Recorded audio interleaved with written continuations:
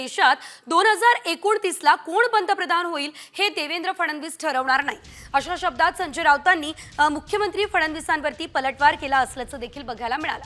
वडील जिवंत असताना मुलांनी विचार करू नये असं काल फडणवीस म्हणाले होते।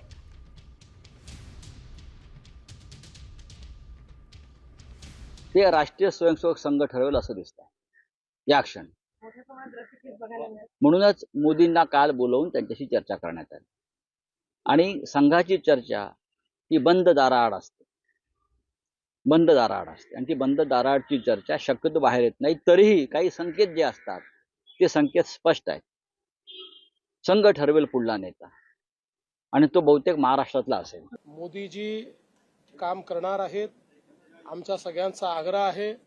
आम्ही 2029चे पंतप्रधान म्हणून मोदीजींकडेच बघतो आहे, पूर्ण देश बघतो आहे। भारतीय संस्कृतीमध्ये वडील जिवंत असताना मुलांचा विचार होत नाही, करायचाही नसतो। ही सगळी मुघली संस्कृती आहे की वडील जिवंत असताना मुलं अशा प्रकारचा विचार करतात। त्यामुळे आता कोणाचाही कुठेही उत्तराधिकारी निवडण्याचा वेळही आलेली नाही, तसा प्रश्नही नाही। आणि जोपर्यंत माझा विषय आहे, माझा त्याच्याशी संबंधही नाही। 17 सप्टेंबरला नरेंद्र मोदी 75 वर्ष पूर्ण करतायत